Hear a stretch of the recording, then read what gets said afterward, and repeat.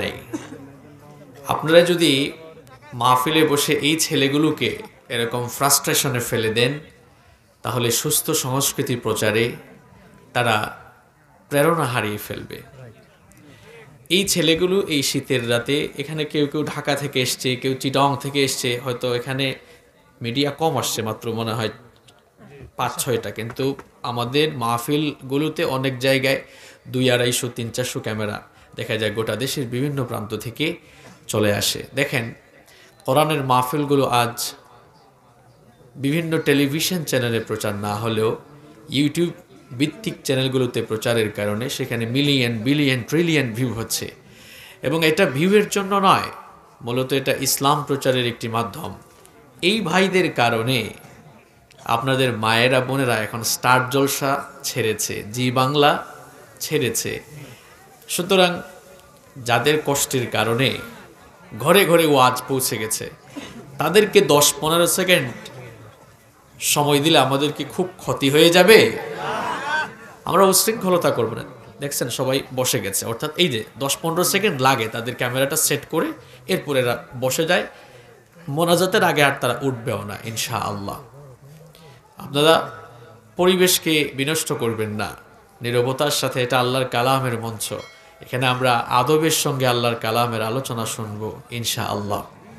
কষ্ট পেয়েছেন আমার কথায় আপনারা? ইন্নাল হামদালিল্লাহিল্লাযী বিনি'মাতিহি তাতিম্মুস সালিহাত الذي علم القرآن وأكرمنا بالإسلام وأنعم علينا بالإيمان نستغفره ونتوب إليه وأشهد أن لا إله إلا الله وحده لا شريك له وأشهد أن سيدنا وسندنا وحبيبنا وطبيبنا وطبيب أرواحنا محمدا عبد الله ورسوله أرسله بالحق بشيرا ونذيرا وداعيا إلى الله بإذنه وسراجا وقمرا منيرا أما بعد فقد قال الله تعالى في كلامه المجيد وفي فرقانه الحميد أعوذ بالله من الشيطان الرجيم بسم الله الرحمن الرحيم إن الله وملائكته يصلون على النبي يا أيها الذين آمنوا صلوا عليه وسلموا تسليما সবাই জবানটা খুলে আন্তরিকতার সাথে দুরূদ পাঠ করেন। اللهم صل على محمد وعلى آل محمد كما صليت على إبراهيم وعلى آل إبراهيم إنك حميد مجيد اللهم بارك على محمد وعلى آل محمد كما باركت على إبراهيم وعلى آل إبراهيم إنك حميد مجيد ربي زدني علما ربي زدني علما ربي اشرح لي صدري ويسر لي أمري واحلل عقدة من لساني يفقه قولي سبحانك لا علم لنا إلا ما علمتنا إنك أنت العليم الحكيم صدق الله العظيم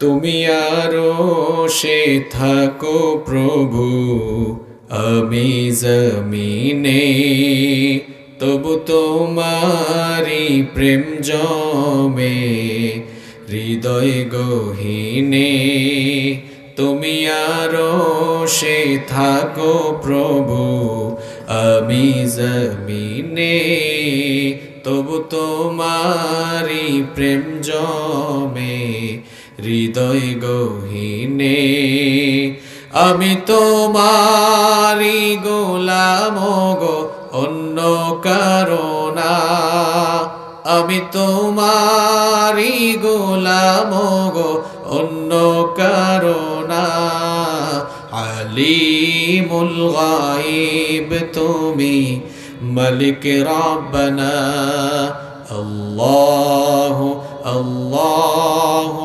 আল্লাহু আল্লাহু আল্লাহু আল্লাহু আল্লাহ তোমারি রহম ছাড়া বাঁচা বড় দায় প্রতিদিনে প্রতিক্ষণে জড়িয়ে রাখো গো আমায় তোমারি রহম ছাড়া বাঁচা বড় দায় প্রতিদিনে প্রতিক্ষণে জড়িয়ে রাখো গো আমায় শত শত ভুল মাফ করে দাও শত শত ভুল মাফ করে দাও জানা কিও জানা আমি তোমারি গোলাম গো অন্য কারো না আলিমুল গায়ব তুমি মালিক রব্বানা আল্লাহু আল্লাহু আল্লাহু আল্লাহু আল্লাহু আল্লাহু আল্লাহ কঠিন বিচারের দিনে থেকো আমার পাশে পাপের ভারে নুয়ে গেছি মন তাই কেঁদে মরে কঠিন বিচারের দিনে থেকো আমার পাশে পাপের ভারে নুয়ে গেছি মন তাই কেঁদে মরে জন্নতি ফুল দিও গো আমায় জন্নতি ফুল দিও গো আমায় আগুনে ফেলে দিও না আমি তোমারি গোলাম গো অন্য কারো না আলিমুল গায়ব তুমি মালিক রব্বানা আল্লাহু আল্লাহু আল্লাহু আল্লাহু আল্লাহু আল্লাহু আল্লাহু আল্লাহু আল্লাহ আল্লাহু আল্লাহু আল্লাহু আল্লাহু আল্লাহু আল্লাহ। বলেন আলহামদুলিল্লাহ। বাংলাদেশের অত্যন্ত সুপরিচিত ঐতিহ্যবাহী কিশোরগঞ্জ জেলার পাকুন্দিয়া উপজেলার অন্তর্গত চরপলাশ মোড়লপাড়া যুব সমাজ ও এলাকাবাসীর উদ্যোগে আয়োজিত এলাকার মৃত ব্যক্তিদের রুহের মাগফিরাত কামনায় আজকের এই পঞ্চম বার্ষিক তাফসীরুল কোরআন মাহফিলের মুহতারাম শ্রদ্ধাভাজন সভাপতি, জেলা প্রাণী সম্পদ হাসপাতাল এর ভেটেরিনারি কর্মকর্তা, আপনাদের সকলের অত্যন্ত প্রিয় মানুষ জনাব ডাক্তার ABM জালাল উদ্দিন সাহেব, আতালাল্লাহু উমরাহু ওয়া বারাকাল্লাহু ফি হায়াতিহি। আমরা সবাই বলি আমিন। আজকের প্রোগ্রামের সম্মানিত প্রধান অতিথি, বিশিষ্ট সমাজসেবক, বিশিষ্ট রাজনীতিবিদ, 10 নং সুখিয়া ইউনিয়ন পরিষদের জননন্দিত চেয়ারম্যান, গণমানুষের প্রিয় ব্যক্তিত্ব, আপনাদের সকলের সুপরিচিত এবং প্রিয় মানুষ জনাব আব্দুল হামিদ টিটু সাহেব। আল্লাহ তাআলা তাকে কোরআনের জন্য, ইসলামের জন্য কবুল করুন। আমরা সবাই বলি আমিন। পোস্টারে উল্লেখিত সম্মানিত বিশেষ অতিথিবৃন্দ যারাই আছেন, আমি নাম না বললেও একজন সবার নাম জানেন, তিনি কে? আমরা দোয়া করছি আল্লাহ তাআলা সম্মানিত সকল অতিথিবৃন্দ যারা আজকের মাহফিলে উপস্থিত হয়েছেন, আল্লাহ তাআলা যেন তাদের ইজ্জত সম্মান বাড়িয়ে দেন। তার পাশাপাশি আল্লাহ তাআলা যেন সকলকে ইসলামের জন্য, কোরআনের জন্য কবুল করেন। আমরা সবাই বলি আমিন। মাহফিলে আমার আগে মানব জীবনে সুন্নাহ মানার গুরুত্ব, সম্ভবত এই টপিক নিয়ে অথেন্টিক, চমৎকার, বাস্তবিক এবং বিজ্ঞানসম্মত আলোচনা করেছেন বিশিষ্ট আলেমে দ্বীন মাওলানা জহিরুল ইসলাম আব্দুল্লাহ, আতালাল্লাহু উমরাহু ওয়া বারাকাল্লাহু ফি হায়াতিহি ওয়া ইলমিহি। আমরা সবাই বলি আমিন। আমি 10 থেকে 15 মিনিট এসে ওনার বক্তব্য শুনেছি, খুবই ভালো লেগেছে আমার। বাংলাদেশের যত জায়গায় তাফসীরুল কোরআন মাহফিলের আয়োজন হয় বা ওয়াজ মাহফিলের আয়োজন হয়, যদি এইরকম করে বক্তা ভাইয়েরা 15-20 মিনিটও যদি গোছালো বক্তব্য রাখতেন, আমার মনে হয় ইয়াং জেনারেশন ইসলামের দিকে আরো বেশি ডাইভার্ট হয়ে যেত। দুঃখজনক হলেও সত্য, আজ এই ওয়াজ মাহফিল, তাফসীর মাহফিলের পবিত্র ময়দানগুলোকে আমরা কলুষিত করে ফেলেছি।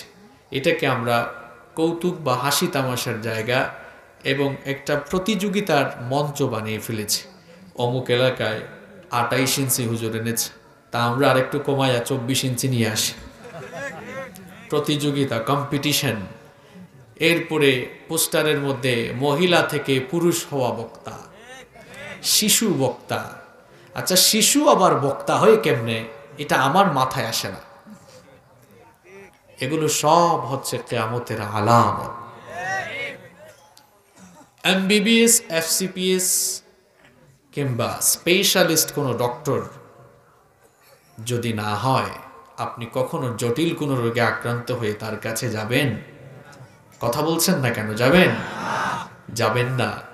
এই জায়গায় যদি আপনি এই সচেতনতা দেখান, তাহলে আল্লাহর কালাম যারা পড়ে নাই, রিসার্চ করে নাই, গবেষণা করে নাই, এই সকল লোকদেরকে কোরআনের এই মঞ্চে বসিয়ে কি কারণে আপনারা জাতির সঙ্গে তামাশা এবং ফাইজলামি করেন আমার বুঝে আসে না। ঠিক তো আপনারাই কোন, এই কামটা তো আপনারাই ঘটান। এই শিশু বক্তা, মহিলা থেকে পুরুষ হওয়া বক্তা, 28 ইঞ্চি 24 ইঞ্চি, এরা কি আপনাদের কাছে এসে শিডিউল চায় যে আপনারা একটু নেন না, নেন না, নেন? বলে না, আপনারাই তো আনেন। কেন এই তামাশাগুলো কেন করেন? আবার ফেসবুকে আপনারাই লেখালেখি করেন, আপনারা এবার এদের ওয়াজ শুনতেও যান, দেখি তো কেমন আসছে, একটু দেখে আসে। এগুলো বুঝতে হবে, কোরআন সুন্নাহ থেকে যারা অথেন্টিক, বিজ্ঞানসম্মত, বাস্তবিক কথা বলেন তাদের কথা শুনতে হবে। কোরআনের বাইরে, হাদিসের বাইরে যারা কথা বলবে আমরা এগুলো রিজেক্ট করব, প্রত্যাখ্যান করব, এগুলো আমাদের কোনো কাজে আসবে না।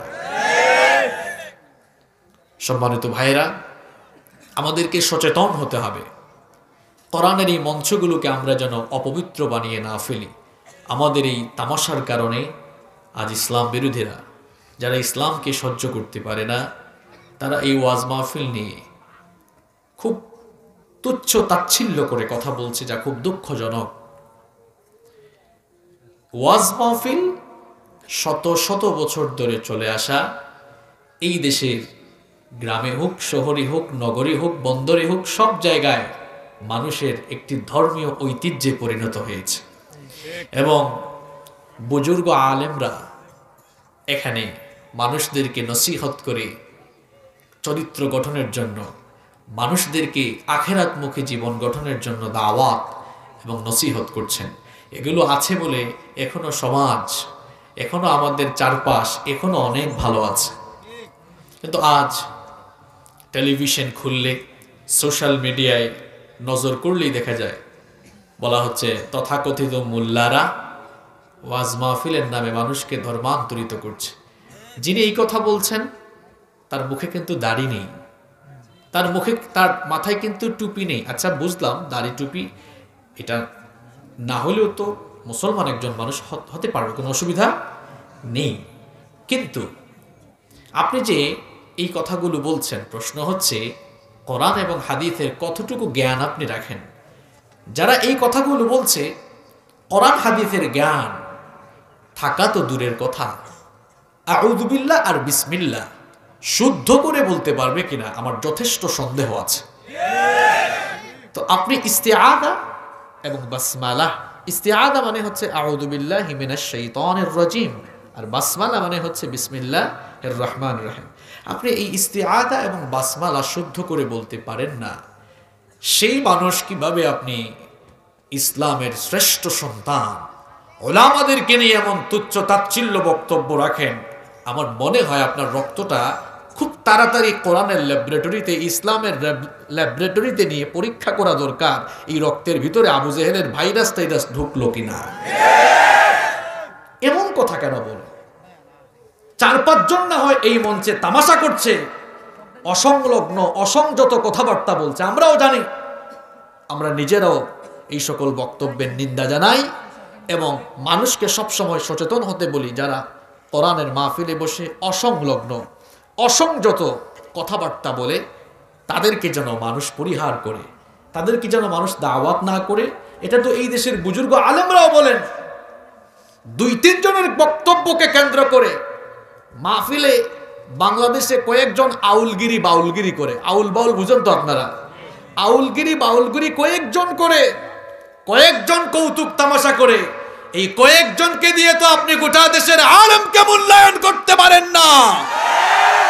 কারণ এই দেশে এখনো সুশিক্ষিত উচ্চ শিক্ষিত আলেম এখনো এই দেশে আছেন। আপনি কি মনে করেছেন হুজুররা শুধু আরবি জানে? কি ইংলিশ পারেন আপনি? ঠুমকা দিয়ে দেখেন না, হুজুররা একদম ব্রিটিশ প্রোনাউন্সিয়েশনে চমৎকার করে ইংরেজিতে এখন কথা বলতে পারে। আপনি সামান্য ফিজিক্স, কেমিস্ট্রি আর বায়োলজি জানেন, এই হুজুররা দুনিয়ার সবচাইতে শ্রেষ্ঠ বুক, সায়েন্টিফিক বুক কোরআনুল কারীমের জ্ঞান অর্জন করে আসা মানুষ। আপনি ঠুনকা মেরে দেখেন না, জ্ঞানের বারুদ জ্বলে উঠবে। সাহিত্য দর্শন, বালাগাত, ফাসাহাত, ভাষা সাহিত্য, কোরআন হাদিস, উসুলে ফিকহ, কত বিষয় সম্পর্কে তারা জ্ঞান অর্জন করে মাহফিলে কথা বলেন এই দেশের ওলামায়ে কেরাম। আপনি তো 2-1 জনকে কেন্দ্র করে এমন বক্তব্য রাখতে পারেন না, এমন কথা বলতে পারেন না। এমন কথা বলা মানেই হচ্ছে আপনি নিজেকে একজন জাহেল হিসাবে জাতির সামনে প্রকাশ করা। আল্লাহ যেন বুঝার তৌফিক দান করেন। এই দেশে ওয়াজ মাহফিল, তাফসীর মাহফিল যত বাড়ছে তত বেশি পরিবর্তন আসতেছে। এবং ওয়াজ মাহফিল, তাফসীর মাহফিল এগুলো সরকার এবং প্রশাসনকে এই মাহফিলগুলো সহযোগিতা করছে। আপনারা বলবেন হুজুর এই কথাটা বুঝলাম না। আপনি যদি না বুঝেন ঠান্ডা মাথায় শোনেন। আমাদের প্রশাসনের ভাইয়েরা, সরকার সমাজ থেকে, দেশ থেকে অপরাধ প্রবণতা দূর করার জন্য, শান্তি শৃঙ্খলা ফিরিয়ে আনার জন্য সরকারও কাজ করছেন, প্রশাসনের ভাইয়েরাও মেহনত করছেন, কষ্ট করছেন। প্রশাসনের ভাইয়েরা অস্ত্র নিয়ে মানুষকে ভয় দেখায়, আর এই দেশের আলেমদের অস্ত্র হচ্ছে জবান দিয়ে বের হয়ে আসা কোরআন হাদিস। আমরা কোরআন হাদিসের বাণী শুনিয়ে আমরা অনেক চোর ডাকাতকে এই মাহফিলে ভালো বানিয়ে ফেলেছি। আমরা অনেক যুবকের মুখের মধ্যে এখন দাড়ি দেখা যায় এই ওয়াজ নসিহতের কারণে। অনেক যুবক নামাজ পড়তো না, ওয়াজ শুনে নামাজি হয়েছে। অনেকে ইয়াবা ঘুরছিল, অনেকে গাঁজা, আফিম, মাদকাসক্ত ছিল। জাহান্নামের বয়ান শুনে, কবরের বয়ান শুনে কেঁদে কেঁদে তওবা করে বাড়ি গিয়ে মাদক ছেড়ে দিয়েছে। এরকম নজির আছে, আমাদের কাছে আছে। আমাদের কাছে অনেক ছেলেরা আসে, কেঁদে কেঁদে এসে বলে হুজুর দেখেন আগে এই করতাম। শত শত ছেলে আছে এরকম, মা বাবার সঙ্গে বেয়াদবি করতো, ওয়াজ শুনে বাড়িতে গিয়ে মা বাবার পায়ে ধরে কেঁদে ভালো মানুষ হয়ে গিয়েছে, মা বাবার খেদমত শুরু করেছে। ওয়াইফের সাথে দাসীর মতো, বান্দির মতো আচরণ করত। স্বামী স্ত্রীর হকের আলোচনা শুনে বাসায় গিয়ে বউয়ের সাথে সুন্দর আচরণ করেছে। আসরা নাই। তার মানে কি দাঁড়ায়? এই দেশের ওয়াজ মাহফিল, তাফসীর মাহফিল সমাজের উন্নয়ন, অগ্রগতি, সামাজিক শান্তি শৃঙ্খলা, ভারসাম্য রক্ষায় অবদান রাখছে, এটা অস্বীকার করার সুযোগ নাই। এরপরেও মাহফিলগুলোতে বাধা দেয় কারা? এক কথায় উত্তর হলো আড়ালে আড়ালে অন্যায় আর অপরাধ জগৎকে নেতৃত্ব দেয় যারা, কোরআনের মাহফিলে বাধা দেয় তারা। কারণ এরা চায় না সমাজ থেকে অপরাধ নির্মূল হোক, অন্যায় নির্মূল হোক। এই মাহফিলগুলোতে কোরআন হাদিসের কথা বলে আমরা মানুষদেরকে আল্লাহর কোরআনের দিকে ডাকি, আল্লাহ আর রাসূলের দিকে ডাকি। এটা রাজনৈতিক মঞ্চ না, অমুকের বিরুদ্ধে তমুকের বিরুদ্ধে। আমরা কোরআনের মাহফিলে বক্তব্য দিয়ে কাউকে ক্ষমতায় উঠাইতেও পারবো না, কাউকে ক্ষমতা থেকে নামাইতেও পারবো না। বরং উলামায়ে কিরামের কাজ হচ্ছে, একজন ডাক্তার যেমন তার রোগীর চিকিৎসা করে, রোগীকে যেমন প্রেসক্রাইব করেন, ঠিক তেমনি ভাবে উলামায়ে কিরাম মুসলিম উম্মার সমস্যাগুলো নিরূপণ করে সমাধানের জন্য কিছু প্রেসক্রিপশন, কিছু নসিহত এই ময়দানে দিয়ে যায়। এছাড়া আমাদের আর কোনো কাজ নাই। আমরা দায়ী হয়ে এই ময়দানে কোরআন হাদিসের দাওয়াত দিচ্ছি, আর আপনি এই দাওয়াতকে বন্ধ করতে পারবেন না। আপনি আপনার এলাকায় সহযোগিতা বন্ধ করে কোরআনের মাহফিল এক জায়গায় বন্ধ করে আপনি কি আর করবেন? আমি ওই দিন কোন জায়গায় জানি বলেছিলাম, বাংলাদেশে যদি গোটা দেশে মাহফিল বন্ধ হয়ে যায় তাও ইসলামের দাওয়াত বন্ধ হবে না। আরে ভাই, আপনি অফলাইনে না বন্ধ করেছেন, অনলাইনে আপনার বন্ধ করার কোনো কারবার আছে? কথা বলেন না কেন? পারবেন? এখন দেখবেন হুজুরদের যে ভিউ, মাশাআল্লাহ। এখন নাটক সিনেমাও মানুষ এত দেখে না। এক একজন শেখের ইউটিউব চ্যানেলে যখন ভিডিও আসে, মানুষ পাগলের মতো গিয়ে ওই কথাগুলো শুনে। এটা ব্যক্তির আকর্ষণ নয়, এটা আল্লাহর কোরআনের প্রতি মানুষের আকর্ষণ। থামাতে পারবেন না আপনি। কেমনে থামাবেন আপনি? থামানো যাবে না। কারণ রব্বুল আলামিন কোরআনে বলেছেন, ইউরিদুনা লিইউতফিউ নূরাল্লাহি বিআফওয়াহিহিম ওয়াল্লাহু মুতিম্মু নূরিহি ওয়ালাউ কারিহাল কাফিরুন। আল্লাহ তাআলা বলছেন, এরা চায় তারা তাদের মুখের ফুৎকার দিয়ে আল্লাহর দ্বীনের আলো, কোরআনের আলোকে নিভিয়ে দিতে। আল্লাহ বলছেন না, ওয়াল্লাহু মুতিম্মু নূরি, আল্লাহ নিজেই তার এই আলোর পূর্ণতা দান করে দিবেন। দেখেন এই প্যান্ডেলের মধ্যে অনেকগুলো ইলেকট্রিক্যাল লাইট জ্বলছে। এই ইলেকট্রিক্যাল লাইটগুলো অন করার জন্য সুইচ চাপতে হয়। এখন বলেন তো দেখি, ইসলামের আলো, দ্বীনের আলো, এটা কি ইলেকট্রিক্যাল লাইটের মতো নাকি আপনি সুইচ দিয়ে বন্ধ করবেন? এটা কি ইলেকট্রিক্যাল লাইটের মতো? নো। এই সুইচ আল্লাহ তাআলা দুনিয়ার কোনো ফেরেশতা, পয়গাম্বর, ওলি আল্লাহ কোনো মাখলুকাতের কাছে দেন নাই। রেখে দিয়েছেন কার কাছে? যারা বন্ধ করতে চেয়েছে নিজেদের অস্তিত্ব বিলীন হয়ে গিয়েছে। যারা আল্লাহর দ্বীন ইসলামের বিরুদ্ধে দাঁড়িয়েছে, ইসলামের ক্ষতি হয় নাই, বরং সে দুনিয়া আখিরাতে ক্ষতিগ্রস্ত হয়ে গিয়েছে। মনে রাখবেন, আপনি ছাড়া ইসলাম বিজয়ী, ইসলাম সফল, ইসলাম ছিল, ইসলাম আছে।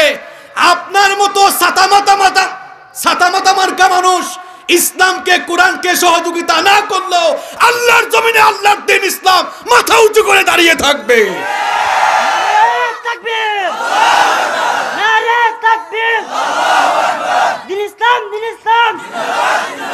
ইসলামের শত্রুরা, উলামায়ে কেরামের শত্রুরা, নারে তাকবীর।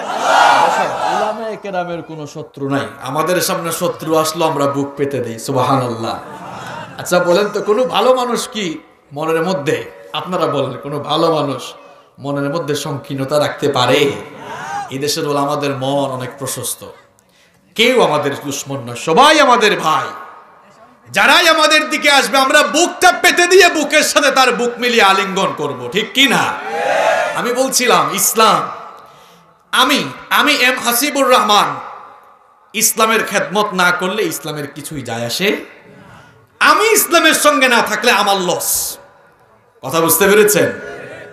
আপনার লস। আপনি যদি ইসলামের সঙ্গে থাকেন লাভ আপনার, আপনি না থাকলে ইসলামের কিছুই আসে যায় না। কল্যাণ চাইলে আপনাকে ইসলামের ভেতরেই থাকতে হবে। ইজ্জত চাইলে, সম্মান চাইলে, আখিরাতে নাজাত চাইলে ইসলামের সঙ্গে আমাদেরকে থাকা লাগবে। আল্লাহ যেন আমাদের সবাইকে আমৃত্যু ইমানের পথে চলার, ইসলামের পথে অবিচল থাকার তৌফিক দান করেন। বলছিলাম মাওলানা জহিরুল ইসলাম আব্দুল্লাহ সাহেবের কথা। আল্লাহ ওনার ইলমের মধ্যে আরো বারাকা দান করেন। যত উলামায়ে কেরাম আজকে মাহফিলে বক্তব্য রেখেছেন, আল্লাহ তাআলা সকলের ইলমের মধ্যে, হায়াতের মধ্যে বারাকা দান করেন। আমরা বলি আমিন। আপনাদের আয়োজন দেখে মনে হচ্ছে আপনাদের মাহফিলটা অনেক বড় ছিল, কিন্তু আরেকটা আওয়াজও শোনা যাচ্ছে। পাশাপাশি এলাকায় মাহফিল তো, এই জন্য মানুষ ভাগ হয়ে গিয়েছে। কোনো অসুবিধা নাই। আমাদের কাছে কোয়ান্টিটি গুরুত্বপূর্ণ নয়, কোয়ালিটি হচ্ছে গুরুত্বপূর্ণ। মানুষ বেশি হইলেও আমরা দাওয়াত দিব, কম হইলেও আমরা দাওয়াত দিব, একজন হইলেও আমরা দাওয়াত দিব। কারণ এই দাওয়াত দেওয়াটা আমাদের নেশা হয়ে গেছে, পেশা হয়ে গেছে। আলহামদুলিল্লাহ। আপনারা সবাই কেমন আছেন? অনেক কথা বলে ফেলছি, ভূমিকায় রাগ করছেন আপনারা? ভালো আছেন সবাই? কিশোরগঞ্জের মানুষকে আমি খুব ভালোবাসি, খুব আন্তরিক মানুষ আপনারা। এখানে দল মত নির্বিশেষে মানুষের মধ্যে একটা আন্তরিকতা দেখা যায়, যা দেশের অন্যান্য জায়গায় পাওয়া খুব দুষ্কর। খুব ভালো লাগে আমার। আমাদের সবাইকে ভালো রেখেছেন কে? যিনি আমাদেরকে সুস্থতার সাথে বাঁচিয়ে রেখে এই বরকতময় মাহফিলে আসার তৌফিক দিয়েছেন। আমরা আমাদের হৃদয়টা উজাড় করে দিয়ে খুশি মনে, প্রাণবন্ত আওয়াজে, উচ্চ কণ্ঠে কালিমাত শুকর আদায় করে পড়ছি আলহামদুলিল্লাহ। সম্মানিত ভাইয়েরা, রাত অনেক হয়ে গিয়েছে, এই জন্য আমি খুব লম্বা বক্তব্য দিব না। আর লম্বা চোরা কথা বলা আমার নিজের পছন্দ না। অল্প কথা গুরুত্বপূর্ণ হলে অল্পতেই বরকত দিয়ে দিবেন কে? আল্লাহ। আর আমরা দীর্ঘক্ষণ মাহফিলে কথা বলে বা শুনে তারপরে যদি ফজরের নামাজটা কাজা করে ফেলি, তাহলে মাহফিল আয়োজনের কিন্তু সার্থকতা থাকবে না। এজন্য আমরা যেন বাড়িতে গিয়ে তাড়াতাড়ি ঘুমাইতে পারি, আবার ফজরের আগে আজানটা শুনেই যেন আমরা উঠে নামাজে যেতে পারি। এই দিকেও আমাদের মনোযোগী হওয়ার দরকার আছে না নাই? শেষ পর্যন্ত মোনাজাত করে আমরা উঠতে পারবো তো ইনশাআল্লাহ? ইনশাআল্লাহ। আমি জানি, কারণ কিশোরগঞ্জে আমি যতবার এসেছি একটা মাহফিলও এমন হয় নাই যে মানুষ মোনাজাত ছাড়া বাড়িতে গিয়েছে। ওই যে আব্দুল্লাহ ভাই ওই দিন এক মাহফিলে দেখা হইলো কটিয়া দিতে, আপনি ছিলেন না? মশুয়া। মাশাআল্লাহ, 2-3 জন মানুষ গিয়েছে, তাও বলে গেছে হুজুর একটু বুঝেন তো, অফিসে যাবে আর কি। এছাড়া কেউ উঠে নাই। আমি আশা করব আপনারা ভদ্র মানুষ, শিক্ষিত মানুষ, আজও তার ব্যতিক্রম হবে না ইনশাআল্লাহ। থাকতে পারবেন না আপনারা? চলেন আমরা আর সময় নষ্ট না করি, আমরা সময়গুলো কাজে লাগাই। সম্মানিত উপস্থিতি, আমরা কোরআনের মাহফিলে বসেছি। কোরআনুল কারীম এটি হচ্ছে আল্লাহর তরফ থেকে আসা একটি কিতাব। এটা দুনিয়ার কোনো দফতর, দুনিয়ার কোনো অফিস থেকে আসা কিতাব নয়। এটি স্বয়ং যার কাছ থেকে এসেছে, আন্তরিকতার সাথে উচ্চ কণ্ঠে বলুন তো তিনি কে? আল্লাহ। আল্লাহ। আল্লাহ তাআলা এই কিতাব আমাদেরকে কেন দিলেন? কারণ হচ্ছে আমরা যেন এই কিতাব পড়ে জেনে বুঝে মেনে পথ চলতে পারি। এজন্য এই কিতাব দিয়েছেন কে? অনেকগুলো কথা বলেছি। আল্লাহ দিয়েছেন এই কিতাব যেন এটা পড়ব কেন? আল্লাহ এই কিতাব নাজিল করা শুরু করেছেন পড়া দিয়ে। বলেন তো, এই কোরআন নাজিল হয়েছে, এর প্রথম শব্দটা কি ছিল?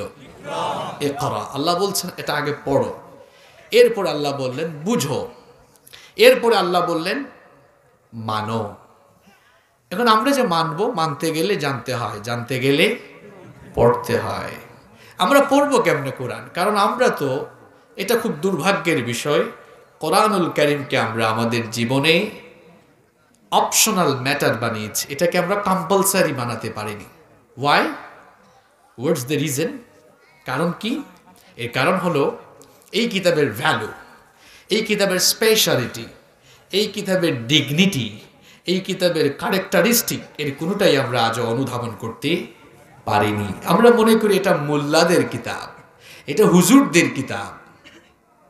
আপনি এই কিতাবের ভ্যালু যদি বুঝতেন, দুনিয়ার সমস্ত জ্ঞান আহরণ করার আগে আপনি মৌমাছির মতো একদম আপনি কোরআনের জ্ঞান আহরণ করার জন্য পাগল হয়ে যেতেন। সুবহানাল্লাহ। কোরআন এটি কেমন কিতাব আগে আপনাকে বুঝতে হবে।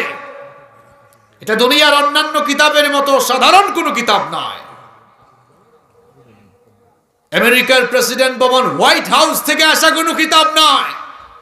এই কিতাব এসেছে সরাসরি রব্বুল আলামিনের কাছ থেকে, আরশে আজিম থেকে। সুবহানাল্লাহ। আমরা অনেকেই আছি কোরআন মানব দূরের কথা, কোরআনটা এখনো পড়তেও জানে না। আর পড়তে জানে না কেন জানেন? এটা তার কাছে গুরুত্বহীন বলেই সে কোরআনটা শিখে নাই। আমি একটা উদাহরণ দিয়েই আলোচনায় প্রবেশ করছি ইনশাআল্লাহ। কষ্ট হচ্ছে না তো আপনাদের? আমি জানি কিশোরগঞ্জের মানুষ শিক্ষিত, কিন্তু একটি উদাহরণ পেশ করার জন্য, বোঝানোর জন্য আমি এটি বলছি। মনে করুন আপনাদের এলাকায় এক চাচা ইংরেজি জানেন না, সুপ্রিম কোর্ট থেকে ওনার কাছে একটা চিঠি এসেছে। কোথা থেকে? সুপ্রিম কোর্ট থেকে। এখন চিঠি এসছে ইংরেজি ভাষায়। যিনি চিঠি নিয়ে এসছেন, চাচার হাতে চিঠি পৌঁছাতে রাত 12টা হয়ে গেছে। এখন চিঠি দিয়ে চলে গেছে। চাচা চিঠি খুলে দেখতেছে, হায় হায় কি জানি লেখা, ইংরেজি ভাষা, উনি তো বুঝে না। তো ভাবলো সুপ্রিম কোর্টের নোটিশ, না জানি গ্রেফতারি পরোয়ানাও তো হতে পারে, গ্রেফতারি ওয়ারেন্টও হতে পারে, এটা বোঝা দরকার। ইংরেজি তো জানে না, বাসায় কেউ নাই। পাশের বাড়ির এক ভাতিজা ঢাকা বিশ্ববিদ্যালয়ে পড়ে, ভালো ইংরেজি জানে। এবার রাত 12:30 বাজে, তখন চলে গেছে, গিয়ে দরজা নক করছে, ভাতিজা একটু উঠো। চাচা কি কারণে এত রাতে এসছেন? এরকম সুপ্রিম কোর্ট থেকে একটা চিঠি আসছে রে বাবা, এটা একটু পড়ে দাও, ইংরেজি আমি তো কিছু বুঝি না। ভাতিজা কয়, চাচা সকালবেলা আসেন না, এখন তো অনেক রাত। কয় না না, তাড়াতাড়ি উঠ, যদি আবার রাতেই পুলিশ আসে। ভাতিজাকে উঠাইল। প্রশ্ন হলো, সুপ্রিম কোর্টের একটা নোটিশ আপনার কাছে এত গুরুত্বপূর্ণ, আসা মাত্রই ভাষা বুঝেন না বলে সঙ্গে সঙ্গে পাশের বাড়িতে গেলেন। আপনার বয়স তো কম হলো না। আপনার জীবনের প্রতিটি মুহূর্ত কোনো নেতার দেওয়া নয়, কোনো ডাক্তারের দেওয়া নয়। আপনার লাইফের প্রতিটি সেকেন্ড, প্রত্যেকটি মুহূর্ত আল্লাহর দান। আল্লাহর দেওয়া ওই সময়, এই জীবন পেয়ে, আল্লাহর দেওয়া জীবন পেয়ে আল্লাহর কিতাব বুঝার জন্য তো, আল্লাহর কিতাবটা পড়ার জন্য তো আপনি আজ পর্যন্ত কোনোদিন কারো কাছে গেলেন না, দৌড়ালেন না। তার মানে আল্লাহর কোরআন আপনার কাছে এখনো অনেক গুরুত্বহীন। কেন এত গুরুত্বহীন? কোরআনকে আপনি কি মনে করেছেন? আপনি কি জানেন? Do you no?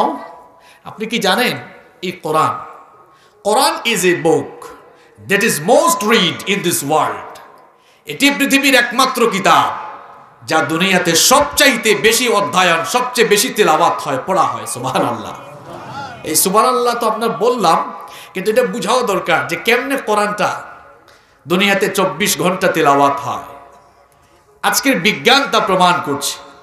মহাকাশ বিজ্ঞানীরা, মহাশূন্য এবং জ্যোতির্বিজ্ঞানীরা এরা গবেষণা করে দেখলেন, স্যাটেলাইটের কল্যাণে তারা এটি জানতে পারলেন, পৃথিবীর ঘূর্ণায়মান পদ্ধতি, আহ্নিক গতি এবং বার্ষিক গতির ফলে পৃথিবীর বিভিন্ন স্থানে সময়ের ভিন্নতা আছে। যেমন বাংলাদেশে এখন রাত 10:40 বাজে। আমেরিকায় নিউ ইয়র্কে এখন দুপুর 12:40 বাজে। লন্ডনে এখন বিকাল 4:40। সৌদি আরবে এখন সন্ধ্যা 7:40। এক এক দেশে, সব দেশের সময় এক না ভিন্ন? সবাই বলেন তো। এবার বিজ্ঞানীরা গবেষণা করে দেখলেন, হায় হায়, এই সময়ের ভিন্নতার কারণে যে কারবার ঘটতেছে, কারবারটা হলো এই, পৃথিবীতে 24 ঘন্টাই দেখা যাচ্ছে, পৃথিবীর কোনায় কানায় যে কোনো জায়গায় 24 ঘন্টায় কোনো না কোনো জায়গায় আযান হয়। সুবহানাল্লাহ। আযান হলে আমরা কোথায় যাই? নামাজে যাই, মসজিদে যাই। আচ্ছা বলেন তো, আপনাদের এই পাকুন্দিয়ায় কোন ইমাম সাহেব যদি আল্লাহু আকবার বলে নামাজে দাঁড়িয়ে তিনি যদি বুখারী শরীফ থেকে তেলাওয়াত শুরু করেন, আন আবি হুরায়রা রাদিয়াল্লাহু আনহু قال رسول الله সাল্লাল্লাহু আলাইহি ওয়াসাল্লাম, আপনারা লোকমা দিবেন কি দিবেন না? কারণ আমরা সবাই জানি নামাজে অন্য কোনো বই থেকে তেলাওয়াত করলে হয় না, একটা বই থেকেই নামাজে পড়তে হয়। বইটার নাম কি? তাহলে আজকের বিজ্ঞান বলছে এই সময়ের ভিন্নতার কারণে পৃথিবীতে 24 ঘন্টা আজান হয়, যার কারণে নামাজ হয়। যেমন আমরা এখানে বসে ওয়াজ শুনতেছি, আর সৌদি আরবে এখন এশার নামাজ চলে, লন্ডনে এখন আসরের নামাজ, আমেরিকায় একটু পরে তারা জোহরের নামাজ পড়বে।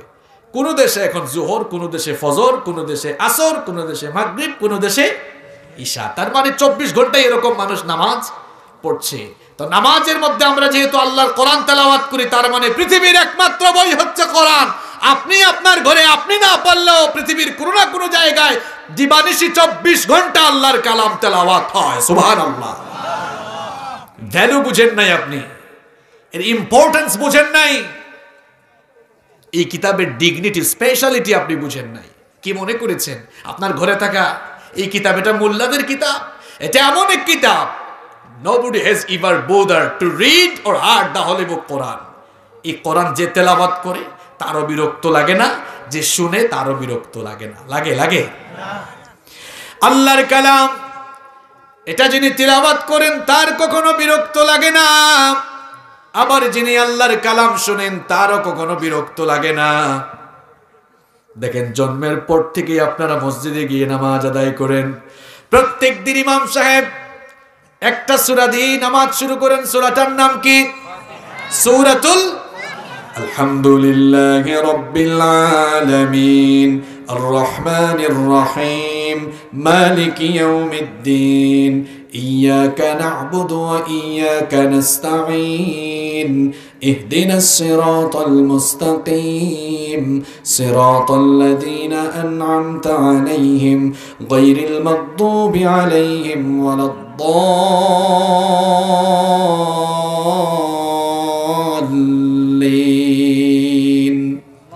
এই সূরাটা আমরা সবাই পড়ি না? জন্মের পর থেকেই আমরা নামাজে যাই, আমরা নামাজে গিয়ে শুনি ইমাম সাহেব রেগুলার এই সূরাতুল ফাতিহা দিয়ে নামাজ শুরু করেন। এই পাকুন্দিয়া বা কিশোরগঞ্জে কেউ কি কোনোদিন গিয়ে মসজিদে অভিযোগ জানিয়েছে নাকি, হুজুর আর কি কোন সূরা আপনি জানেন না? প্রত্যেক দিন কেন একই সূরা দিয়ে নামাজ শুরু করেন, আর কি কোন সূরা আপনি জানেন না? এমন কোন অভিযোগ কি কেউ কি কোনোদিন পেশ করেছে নাকি? বলেন, করার কি কোনো সম্ভাবনা আছে নাকি? বরং দেখা যায় এক এক আলেমের কণ্ঠ এক এক রকম, এক একজনের ভয়েস এক এক রকম। কাউকে কাউকে আল্লাহ এত চমৎকার, এত ফ্যান্টাস্টিক ভয়েস দিয়েছেন, তার ভয়েসের তেলাওয়াত শুনলে দেখা যায় মানুষেরা পাগল হয়ে যায়। বিশেষ করে যারা হজ আর উমরা করেছেন, মসজিদে হারামে যারা নামাজ আদায় করেছেন, আপনারা যারা মসজিদে হারামে নামাজ আদায় করার সৌভাগ্য অর্জন করেছেন, তারা দেখেছেন সেখানে তেলাওয়াত শুরু হলে দেখা যায় চতুর্দিকে মানুষেরা কান্না করছে। এত সুললিত কণ্ঠে তারা কোরআনের তেলাওয়াত করে, ইমাম সাহেবও কাঁদে, মুসল্লিরাও কাঁদে। হারামের ইমামরা যখন তেলাওয়াত করেন, ফদিলাতুশ Sheikh doctor Abdur Rahman আস-সুদাই, Saud আশ-শুরাইম, বান্দর বালিলা, ইয়াসির দুসরি, মাহের মুহাইতলি, এরা যখন তাদের সুললিত কণ্ঠে কোরআনের তেলাওয়াত শুরু করে দেয়, তাদের পেছনে লক্ষ লক্ষ মুসল্লি থাকে। এমনও লক্ষ লক্ষ মুসল্লি আছে যারা আল্লাহর কালামের অর্থ বুঝে না, কিন্তু সুললিত কণ্ঠের রিসাইটেশন তেলাওয়াত শুনে মানুষের কলিজা ঠান্ডা হয়ে যায়, দিলটা নরম হয়ে যায়, অর্থ না বুঝে অনেক মানুষ কাঁদে, আছে না নাই? আমাকে আল্লাহ যাওয়ার তৌফিক দিয়েছেন, আমি অসংখ্যবার মসজিদে হারামে নামাজ আদায় করেছি, আমি মানুষের কান্নার আওয়াজ শুনেছি, আমি নিজেও কেঁদেছি, আমি না হয় অর্থ বুঝে কেঁদেছি, কিন্তু আমার আশেপাশে এমন বহু মানুষ নামাজ পড়েছেন যারা অর্থ বুঝেন না, দেখলাম তারা ফুপিয়ে ফুপিয়ে চিৎকার করে কাঁদে। নামাজ শেষে জিজ্ঞেস করলাম, তুমি তো কোরআনের অর্থ বুঝো না, কেন কাঁদো? জবাব দেয়, কোরআনের অর্থ না বুঝলেও কি হবে, ইমাম সাহেব এত নরম সুরে এত সুন্দর করে কোরআন পড়ে, এটা শুনলেই কলিজা নরম হয়ে চক্ষু দিয়ে পানি বের হয়ে আসে।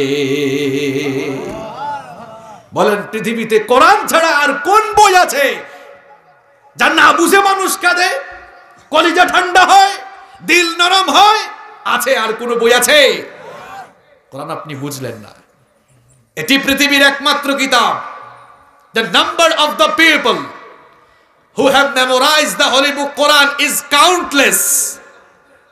এটা পৃথিবীর একমাত্র কিতাব, যেই কিতাবের মুখস্থকারীর সংখ্যা পৃথিবীতে এখনো গণনা করা যায়নি, অসংখ্য, অগণিত। সুবহানাল্লাহ। অন্যান্য অনেক ধর্মীয় গ্রন্থ আছে, যেমন তাওরাত, জাবুর, বাইবেলের অল টেস্টামেন্ট, নিউ টেস্টামেন্ট, ভেদ, গীতা, রামায়ণ। কোন ধর্মগ্রন্থকে আমরা খাটো করব না, এটা জাস্ট বোঝানোর জন্য বলছি। বলেন, কোরআনের যত হাফেজ আছে, অন্য কোন বইয়ের কি এত হাফেজ আছে নাকি? গোটা বিশ্বে কোটি কোটি হাফেজ আছে। কত কোটি হাফেজ আছে এটা আমরা নিজেরাও জানি না। গোটা বিশ্বের দিকে নজর দেওয়ার দরকার নাই। আপনাদের পাকুন্দিয়া উপজেলার কোনায় কানায় অসংখ্য শত শত হাফেজ আছে না নাই? আপনাদের এলাকায় অনেক হাফেজ আছে না নাই? আপনাদের এলাকায় অনেক হাফেজ আছে না নাই? দেখেন আল্লাহর কালাম কিভাবে আল্লাহ সংরক্ষিত করার ব্যবস্থা করেছেন। কোটি কোটি হাফেজদের সিনার ভেতরে কোরআনটা ঢুকিয়ে সংরক্ষণ করে রাখার ব্যবস্থা করেছেন কে? আবার আপনি যেন কোরআনটা সহজ করে পড়তে পারেন, মুখস্থ করতে পারেন, এই জন্য আল্লাহ তাআলা বড় সহজ করে কোরআন নাজিল করলেন। এই জন্য আল্লাহ বলেছেন, ওয়ালাকাদ ইয়াসসারনাল কুরআনা লিযিকরি ফাহাল মিন মুদ্দাকির। আল্লাহ তাআলা বলছেন, তোমাদের পড়ার জন্য, বুঝার জন্য, মুখস্থ করার জন্য এই কোরআন আমি সহজ ভাষায় নাজিল করেছি।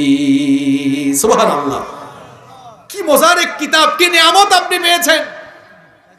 এই পৃথিবীতে যদি কেউ গোটা দুনিয়ার সমস্ত কোরআন একত্রিত করে জ্বালিয়ে পুড়িয়ে ভস্ম করে দেয়, বলেন কোরআন দুনিয়া থেকে উঠানো সম্ভব হবে? সম্ভব হবে? কারণ আমার হাফেজদের সিনার ভেতরে কোরআনটা রেখে দিয়েছেন কে? যদি আগুন লেগে ধ্বংস হয়ে যায়, যদি আগুন লেগে যায়, পুড়ে যায় পৃথিবীর সব বইয়ের দোকান, বিশ্ব থেকে হারাবে না, বিশ্ব থেকে হারাবে না পবিত্র কোরআন। করবে কেমন করে কোরআন ধ্বংস আগুনের তেজ, করবে কেমন করে কোরআন ধ্বংস আগুনের তেজ। আছে বিশ্বভর গণিত কোরআনে হাফেজ, তারা ছাপায় আসমানি গ্রন্থ, তারা ছাপায় আসমানি গ্রন্থ, বাঁচাবে কোরআনের মান, বিশ্ব থেকে হারাবে না, বিশ্ব থেকে হারাবে না পবিত্র কোরআন। কোরআন পৃথিবী থেকে কেউ নিশ্চিহ্ন করতে পারবে না, বরং যারাই কোরআনকে নিশ্চিহ্ন করতে আসবে তারা নিজেরাই নিশ্চিহ্ন হয়ে যাবে। কোরআন খুব গুরুত্বহীন আপনার কাছে। আপনি তো খুব সুন্দর করে ইংরেজিতে কথা বলতে পারেন, প্রমিত বাংলায় কথা বলতে পারেন, আপনি তো অনেক জ্ঞান অর্জন করলেন, কিন্তু কোরআন তো পড়লেন না। ফুটানে দেখেন আপনি, এটা বিজ্ঞানের যুগ। এই যুগে আমরা বিজ্ঞানসম্মত এবং বাস্তবিক কোনো কথা না হলে গ্রহণ করি না আমরা। অনেকে বলে মধ্যযুগে নাজিল হওয়া এই কোরআন, এটা তো এই যুগে চলতে পারে না। মিয়া, আপনি যে এই বিজ্ঞানের যুগে বিজ্ঞান নিয়ে ফুটানি করেন, বিজ্ঞান যত উপরে উঠবে, মনে রাখবেন বিজ্ঞানের ভিক্ষার যে ব্যাগ আছে, ব্যাগ শুধু বড় করা লাগবে। ভিক্ষুকরা ভিক্ষা নিতে বের হলে হাতে থালা থাকে, নইলে কি থাকে? ব্যাগ থাকে কিনা? আমরা সিলেট হয় জুলা আর নাই বস্তা, আপনারা কিতা হইন? হ্যাঁ, ব্যাগ নেই, যে সাথে হইলে হইছে, বুঝলে হইছে। এখন বলেন, পাকুন্ডিয়ায় এক ভিক্ষুক এসে দেখছে, হায় হায়, এখানে ভিক্ষা একটু বেশি পাওয়া যায়, তাহলে ব্যাগটা আগের সাইজে রাখবে না বড় করবে? বিজ্ঞানের যুগে যারা বিজ্ঞান নিয়ে বেশি বড়াই করেন, কান খাড়া করে শুনে রাখেন, আপনার বিজ্ঞান যত উপরে উঠবে, কোরআনের তথ্যগুলো আরো ভালোভাবে জানার জন্য ভিক্ষার ব্যাগটাকে আরো বড় করতে হবে। তার কারণ হলো বিজ্ঞান যত উন্নত হবে, কোরআন বুঝা মানুষের জন্য তত সহজ হবে। বিজ্ঞান যত উন্নত হবে, বিজ্ঞান ভিক্ষার ঝুড়ি নিয়ে কোরআনের কাছে ততই এতিম আর অসহায়ের মতো দাঁড়িয়ে থাকতে বাধ্য হবে। কারণ আপনার আমার ঘরে যে কিতাব আছে, keep in your mind, keep in your mind, there is no contradiction between the Holy Book, Quran and science. কোরআনের সাথে বিজ্ঞানের কোনো দ্বন্দ্ব নেই, বরং বিজ্ঞান যা জেনেছে পড়ে, কোরআন তা জানিয়েছে ১৫০০ বছর আগে। সুবহানাল্লাহ, সুবহানাল্লাহ তো কইলেন, কয়জন ভাই এখানে দাঁড়ায় একটু বলতে পারবেন যে বিজ্ঞানের ব্যাপারে কোরআনে কি কি মানে তথ্য দেওয়া আছে? বলেন, কোরআনে আয়াত আছে কয়টা? ৬৬৬৬। আপনাদেরকে কে শিখাইছে রে ভাই? ৬২৩৬। আপনি হিসাব করে দেখবেন, না মিললে তারপর আমারে বলিয়ে। এই যে ৬০০০-এর উপরে আয়াত আছে। আমি তো অনার্স মাস্টার্স করেছি কোরআন ও বিজ্ঞান নিয়ে। কোরআন ও বিজ্ঞান নিয়ে পড়াশোনা গবেষণা করে আসা মানুষ আমি। পড়াশোনার গবেষণা করতে গিয়ে দেখেছি আল্লাহ তাআলা কোরআনে ৬০০০-এর বেশি আয়াতের মধ্যে প্রায় ১৫০০ আয়াত নাজিল করেছেন শুধু সায়েন্টিফিক তথ্য দিয়ে। সুবহানাল্লাহ। কেমনে? দেখেন, কয়েকটা উদাহরণ দিই আপনাদেরকে। এই পৃথিবীর আকৃতি নিয়ে বিজ্ঞান এক এক সময় এক এক তথ্য দিয়ে মানুষের সঙ্গে তামাশা করেছে। প্রাচীনকালের বিজ্ঞানীরা বলেছেন এই পৃথিবী মনে হয় চ্যাপ্টা বা সমতল। প্রাচীনকালের বিজ্ঞানীদের এই ধারণাকে ভুল প্রমাণ করে 1597 খ্রিস্টাব্দে ফ্রান্সিস ড্রেক জলপথে ভ্রমণ করে তিনি বললেন, প্রাচীনকালের বিজ্ঞানীদের দেওয়া ইনফরমেশন ভুল। পৃথিবী আসলে চ্যাপ্টাও নয়, সমতলও নয়, বরং পৃথিবী হচ্ছে গোল। 1597 সালের দেওয়া এই তথ্য, পৃথিবী গোল, আজকের আধুনিক বিজ্ঞানের যুগে তা ভুল। কারণ বিজ্ঞান উন্নত হতে হতে এখন স্যাটেলাইটের যুগে প্রবেশ করেছে। স্যাটেলাইটের যুগে প্রবেশ করার পর 1597 সালের দেওয়া তথ্য পৃথিবী গোল, আজকের যুগে তা ভুল। তাহলে পৃথিবীটা কেমন জানেন না আপনারা? ইয়েস, ডিম্বাকৃতি। ডিমকে আমাদের সিলেটে এন্ডা বলে। আপনারা কিতা বলেন? কিতা কইন আপনারা? আন্ডা না এন্ডা না ডিম? আচ্ছা, যেসা তাও বুঝলে হইছে। ডিম, ডিম কি একেবারে গোল? এই যে বিজ্ঞান গুতাগুতি ঠেলাঠেলি করতে করতে এখন স্যাটেলাইটের কল্যাণে বলল পৃথিবী হচ্ছে ডিম্বাকৃতির। আপনার আমার ঘরের ভেতরে যে কিতাব আছে, আপনি যেটাকে মনে করেন মোল্লা মৌলবীদের কিতাব, যেই কিতাবকে আপনার কাছে অনেক গুরুত্বহীন মনে হয়, এই জন্য আপনি ইংরেজি শিখলেন, বিজ্ঞান শিখলেন, কিন্তু কোরআন শিখলেন না। আপনি তো কোরআনটা পড়লেন না, জানলেন না। যদি একটু পড়তেন, গবেষণা করতেন, জানতেন, তাহলে দেখতেন পৃথিবী কেমন, এর আকার, এর আকৃতি নিয়ে কোরআন আরো ১৫০০ বছর আগে বলেছে, ওয়াল আরদা বা'দা যালিকা দাহাহা। আল্লাহু আকবার। উলামায়ে কিরাম এখানে আসেন। উট পাখির ডিমকে আরবিতে বলা হয় দাহা। আপনারা কি কেউ উট পাখির ডিম দেখছেন নাকি? আচ্ছা, না দেখলে নাই, ডিম তো বুঝেন আপনারা। আল্লাহ বলছেন, আমি পৃথিবীকে উট পাখির ডিমের মতো ডিম্বাকৃতির করে বানিয়েছি। সুবহানাল্লাহ। তাইলে এবার সবাই একটু উচ্চ কণ্ঠে মহব্বতের সঙ্গে বলেন তো, বিজ্ঞান আগে নাকি কোরআন আগে? কিন্তু কোরআন তো বাবা আপনি শিখলেন না। যুবক ভাইরা, তোমরা তো কোরআনটা শিখলে না। এখনো তো তোমরা কোরআনের জ্ঞান অর্জন করলে না, কখন তোমরা কোরআনটা পড়বে? আমার বাবারা, আমার ভাইয়েরা, দেখেন পৃথিবীর বিজ্ঞান কোরআনের এখনো কত নিচে রয়েছে। বিজ্ঞান কোরআনের কত নিচে পড়ে আছে এখনো। দেখেন এই যে ফিঙ্গারপ্রিন্ট, বাংলায় আমরা বলি টিপসই, ইংরেজিতে আমরা বলি ফিঙ্গারপ্রিন্ট, আরবিতে বলি বাসমা। টিপসই, আমাদের প্রত্যেকের হাতের মধ্যে আঙ্গুল আছে কয়টা? আর একটু জোরে বলেন কয়টা? 10টা। দেখবেন আপনার এই এক আঙ্গুলের ছাপের সাথে অন্য কোনো আঙ্গুলের ছাপের কোনো মিল নাই। এই জন্য দেখবেন পাসপোর্ট অফিসে গেলে 10 আঙ্গুলের ছাপ নেই। বিদেশে যারা সফর করেছেন ইমিগ্রেশনে দেখেছেন 10 আঙ্গুলের ছাপ দেওয়া লাগে। এমনকি সিমের রেজিস্ট্রেশন করতে গেলেও 10 আঙ্গুলের ছাপ দেওয়া লাগে। কারণ আপনার এই হাতের আঙ্গুলের ছাপের সাথে দুনিয়ার 800 কোটি মানুষের অন্য কোনো মানুষের আঙ্গুলের ছাপের সাথে আপনার ছাপের মিল। যে বিজ্ঞান নিয়ে আপনারা বাহাদুরি করেন, ফুটানি করেন, এখন তো 2021 খ্রিস্টাব্দ, 1856 সালে সর্বপ্রথম ইংল্যান্ডে ব্রিটিশ বিজ্ঞানী উইলিয়াম হার্সাল মানবদেহে গবেষণা চালিয়ে এই নতুন তথ্য সর্বপ্রথম ইংল্যান্ডে আবিষ্কার করেছেন। এরপরে গোটা দুনিয়ায় সেই তথ্য গিয়েছে। ফিঙ্গারপ্রিন্ট নামে একটা জিনিস যে আছে, এটা পৃথিবীর মানুষ 1800 সালের আগে জানতো না। অর্থাৎ আজ থেকে 200 বছর আগে ফিঙ্গারপ্রিন্টের ব্যাপারে দুনিয়ার মানুষ জানতো না। এই 200 বছর আগে যেই বিষয়টা জেনে আমরা ফিঙ্গারপ্রিন্ট জায়গায় জায়গায় এখন ব্যবহার করি, জমি জমার রেজিস্ট্রির কাজে, ভোট দেওয়ার কাজে, চুক্তিপত্রের কাজে, ইমিগ্রেশনের কাজে, মাত্র 150-200 বছর আগেই তথ্য আমরা জানলাম। যেই কোরআন আপনি শিখেন নাই, যেই কোরআন আপনি হুজুরদের মোল্লাদের কিতাব মনে করে গুরুত্বহীন করে ঘরে রেখেছেন, এমনকি নিজের সন্তানকেও শেখান নাই, আপনি জানেন না সোনার খনি আপনার ঘরের ভেতরে রয়েছে। আল্লাহর কালামে তো 114টা সূরা রয়েছে।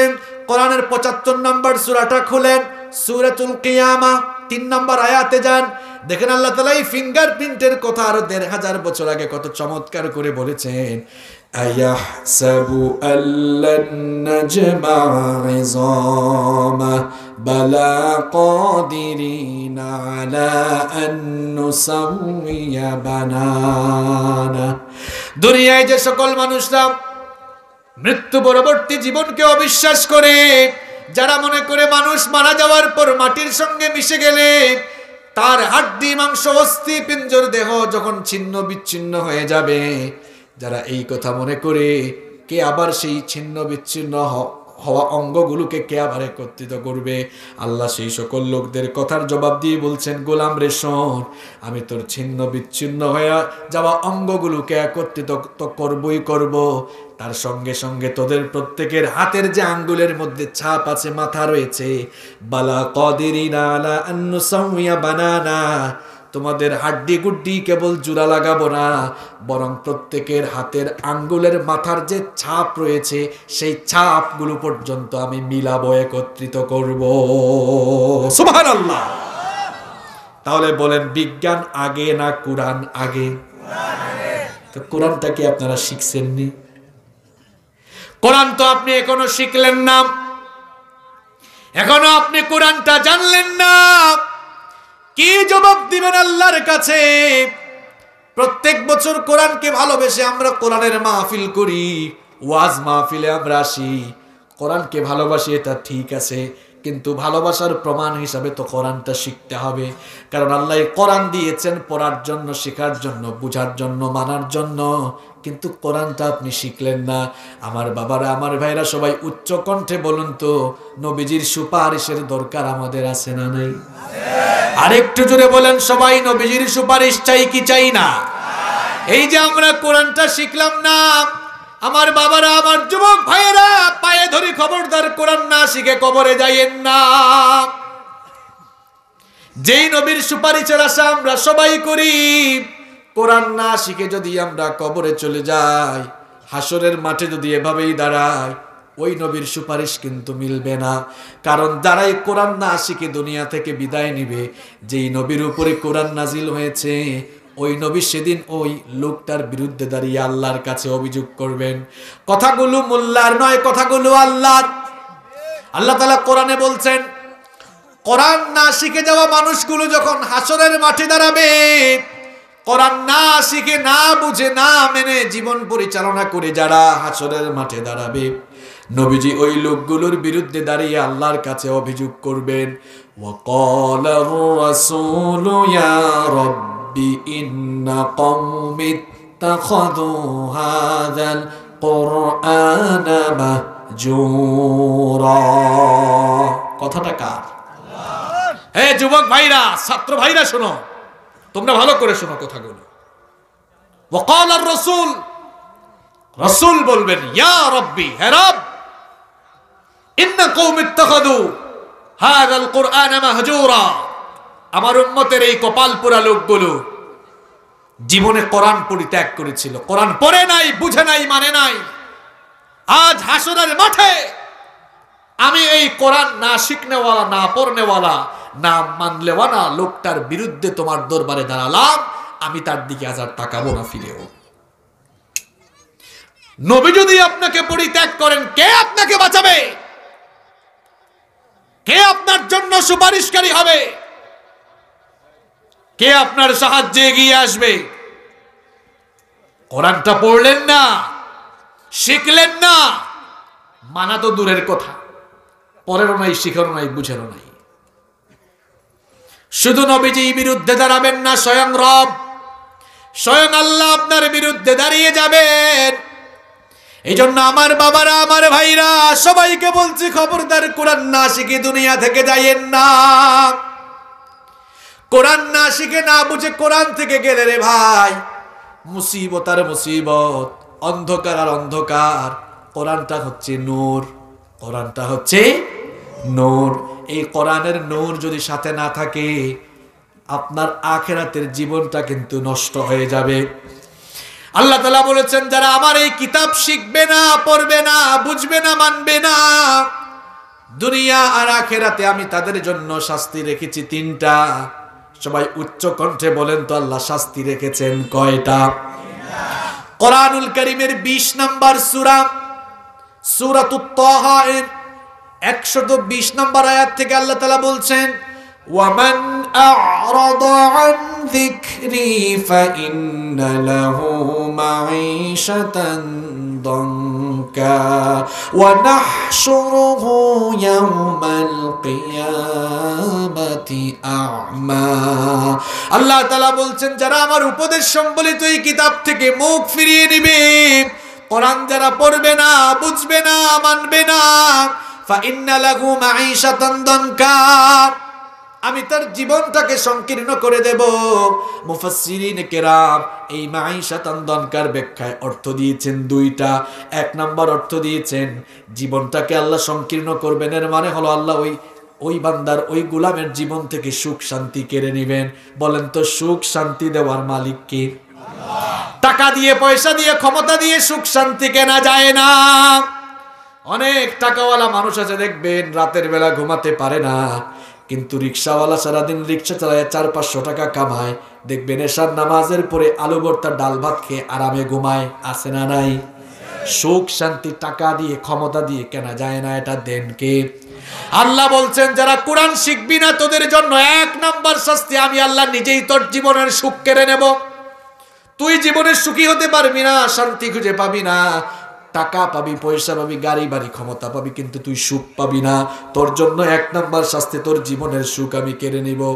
2 নম্বর শাস্তি হলো, এই মাঈশাতান দানকার ব্যাখ্যায় মুফাসসিরগণ লিখেছেন, জীবনকে সংকীর্ণ করার মানে হলো 2 নম্বর শাস্তি হবে, তার কবরের জীবনটাকে সংকীর্ণ বানিয়ে দিবেন কে? বাবারে ভাইরে, কবরে আমাদের সবাইকে কিন্তু যাওয়া লাগবে। বাসে দেখবেন, বাসের মধ্যে এসি বাস, নন এসি বাস, আবার business class, economy class, Scania, sleeper coach, আছে না নাই? দেশের বাইরে যাওয়ার সময় দেখবেন বিমানের মধ্যে ইকোনমি ক্লাসের সিট আছে, বিজনেস ক্লাসেরও সিট আছে। লঞ্চে উঠেন, বাসে উঠেন, ট্রেনে উঠেন, কয়েক শ্রেণীর সিট পাওয়া যায়, কিন্তু একমাত্র জায়গা হলো কবর, যেখানের মধ্যে 1 শ্রেণীর ক্লাস, যেখানের মধ্যে আলাদা আলাদা কবর নাই। ধনী হোক, গরিব হোক, পয়সাওয়ালা হোক, রিক্সাওয়ালা হোক, সকলের কবর কিন্তু মাটির কবর হবে। এই কবরে তো আমরা সবাই যাব, কোরআন না শিখে যাইয়েন না খবরদার। কারণ কোরআন না শিখে, না পড়ে, না বুঝে, না মেনে যারা কবরে যাবে তাদের কবরের জীবনটা সংকীর্ণ বানিয়ে দিবেন কে? অর্থাৎ এই লোকগুলোকে কবরে রাখার পরে কবরের দুই পাশের মাটি এমন ভাবে তাকে চাপ মারবে, এক পাশের পাঁজর গিয়ে অন্য পাশের পাঁজরের সঙ্গে এভাবে ঢুকে যাবে। এইভাবে তার উপরে শাস্তি চলতে থাকবে। 3 নাম্বার শাস্তি হলো ওয়ানাহশুরুহু ইয়াউমাল কিয়ামাতি আ'মা। আল্লাহ বলছেন 3 নাম্বার শাস্তি হলো আমি তোকে কবর থেকে উঠিয়ে হাসরের মাঠে যখন তুলব, অন্ধ বানিয়ে হাসরের মাঠে তুলবেন কে? এই লোকটা তখন বলবে, আল্লাহ আমি পাকুন্দিয়ার বাসিন্দা, আমি তো দুনিয়ায় চক্ষুষ্মান ছিলাম, দুনিয়ায় আমি চোখে দেখতাম, চশমাও লাগতো না, খুব ক্লিয়ারলি দেখতে পেতাম। মাবুদ গো, কেন আপনি আমাকে অন্ধ করে হাসরের মাঠে তুললেন? মানুষগুলো, এই লোকগুলো কোরআন যারা না শিখে, না বুঝে, না মেনে যারা দুনিয়া থেকে চলে যাবে, এরা আল্লাহর কাছে সেদিন অভিযোগ করে বলবে, ক্বালা রাব্বি লিমা হাশারতানি আ'মা ওয়া ক্বাদ কুনতু বাসীরা। ভালো করে বুঝে যান ভাই, আজ ভালো করে বুঝে যান আপনি কি করছেন আপনার জীবনকে। এরা বলবে, রব্বি, হে রব, লিমা হাশারতানি আ'মা, আপনি আমাকে অন্ধ করে উঠালেন কেন? আমি তো পাকুন্দিয়ার মানুষ। পাকুন্দিয়ার কথা কিন্তু কোরআনে নাই, আপনারা আবার ভুল বুঝিয়েন না, এটা এক্সাম্পল দেওয়ার জন্য বলছি। সে বলবে লিমা হাশারতানি আ'মা, এতটুকুর অর্থ হলো আমাকে কেন অন্ধ করেছেন? দুনিয়ায় তো অন্ধ ছিলাম না, আজ অন্ধ করেছেন কেন? ওয়াকাদ কুনতু বাসীরা, আমি তো চক্ষুষ্মান ছিলাম। এই অভিযোগ যখন করবে আল্লাহ তখন জবাব দিবেন, قال كذلك أتتك آياتنا فنسيتها وكذلك اليوم تنسى। আল্লাহ বলবেন, গোলাম তোর ঘরে তো কোরআন ছিল রে, তোর ঘরে তো কোরআন ছিল, তুই তো কোরআন পড়লি না, বুঝলি না, মানলি না, সুযোগ পাইনি আর কোরআনের বিরুদ্ধে কথা বলেছিস, কাজ করেছিস। তুই তো কোরআনটা পড়িস নাই। আমার কাছ থেকে যাওয়া কিতাব তোর কাছে থাকা সত্ত্বেও তুই যেমন কোরআনকে ভুলে গিয়েছিলে, ওয়া কাযালিকাল ইয়াউমা তুনসা, তোর মতো গোলামকে আজ হাসরের মাঠে আমি আল্লাহ ভুলে গেলাম। বিশ্বাস না হলে আয়াত নাম্বার, সূরা নাম্বার বলেছি, বাড়িতে গিয়া খুলে তারপর মিলাবেন। হেদায়াত যদি চান, আল্লাহর কাছে হেদায়েত চেয়ে হেদায়েতের পথে চলবেন। আল্লাহ বুঝার তৌফিক দান করেন। কি করবেন আপনি তখন? হ্যাঁ যুবক ভাইরা, কি করবো তখন? আল্লাহ যদি বলেন তোর কাছে তো কোরআন ছিল, তুই কোরআনকে ভুলে গিয়েছিলে, যা, তোর মতো গোলামকে আমি ভুলে গেলাম, কে আপনাকে জান্নাত দিবে? কে নাজাত দিবে আপনাকে? এই জন্য সবার পায়ে ধরে বলি, আল্লাহর ওয়াস্তে কোরআনটা শিখুন, কোরআনটা শিখুন, কোরআনটা বুঝুন। আমরা এখন স্লোগান দেই, আল কোরআনের আলো ঘরে ঘরে জ্বালো। আমি সারা বাংলাদেশে যেখানে যাওয়ার আমার সুযোগ হয় আমি বলি, এই স্লোগানটা এখন চেঞ্জ করেন, এখন স্লোগান দেন, আল কোরআনের আলো মানুষের অন্তরে অন্তরে জ্বালো। কারণ আপনি ঘরে ঘরে জ্বালবেন কেমনে? মানুষের অন্তরে তো কোরআন নাই। মানুষের অন্তরের ভেতরে কোরআন ঢুকায় দেন, দেখবেন মানুষের অন্তরে কোরআন থাকলে পরিবারে কোরআনের আলো জ্বলবে, সমাজেও কোরআনের আলো জ্বলবে, জমিনের প্রতিটি ইঞ্চিতে ইঞ্চিতে কোরআনের আলো জ্বলবে। নিজে কোরআনটা শিখুন। এটা এমন এক কিতাব, it's a problem solving methodology. আপনার জীবনের সব সমস্যার সমাধান দূর করে দিবে, সব সমস্যার সমাধান দিতে পারে। সমাধান চাও যদি জীবনে মরণে, ফিরে যাও খুঁজে নাও চোখ রাখো কোরআনে। সমাধান চাও যদি জীবনে মরণে, ফিরে যাও খুঁজে নাও চোখ রাখো কোরআনে। তবেই পাবে সুখ শান্তির ঠিকানা, তবেই পাবে সুখ শান্তির ঠিকানা, যদি মেনে নাও তুমি মনে প্রাণে সমাধান।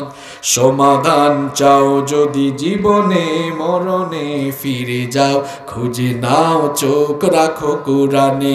If you want a solution in here and hereafter, go back have a look on the holy Quran. সব সমস্যার সমাধান দিয়ে দিবে আল কোরআন। আমার বাবারা, আমার যুবক ভাইরা, ছাত্র ভাইরা, কোরআনটা শেখার সিদ্ধান্ত নেওয়া যাবে তো ইনশাল্লাহ? এত আসতে কোরআনটা আমরা শিখবো তো? আমরা তো নামাজ পড়ি। আচ্ছা, আপনি যে কোরআনটা শিখলেন না, আমার তো মাথায় আসে না, আপনি নামাজ পড়েন কেমনে? আপনি কোরআনটা এমনি পড়েন নিজের মতো, আলাম তারা কাইফা ফালা। আমি হাসানোর জন্য বলি নাই, এমন তেলাওয়াতকারী আমাদের মধ্যে আছে না নাই? আমরা সবাই জানি আল্লাহর কালাম বিশুদ্ধ করে পড়লে প্রত্যেক হরফে 10 নেকি পাওয়া যায়। কিন্তু এই যে আপনি তেরা বেড়া সেরা বেড়া করে কোরআন পড়েন, এইভাবে তেলাওয়াত করলে মনে রাখবেন, রব্বা কারি উলিল কোরআন ওয়াল কোরআন ইয়ালানুহু। কোরআনের এরকম সেরা বেড়া তেরা বেড়া কিছু তেলাওয়াতকারী আছে, কোরআন পড়লেই কোরআন এদেরকে লানত দেয়। লানত থেকে বাঁচুন, কোরআনটা শিখুন। দুনিয়া আখিরাত গঠনের জন্য এত ওয়াজ করে কি হবে ভাই? আগে আমরা কোরআনটা শিখি, কোরআনটা বুঝি, সমাজে ফিতনা থাকবে না, উশৃঙ্খলতা থাকবে না, অশান্তি থাকবে না। কারণ এই কোরআন অশান্তির পক্ষে নয়, বিশৃঙ্খলার পক্ষে নয়। এই কোরআন শান্তি আর শৃঙ্খলা আনয়ন করে, ঠিক কি না?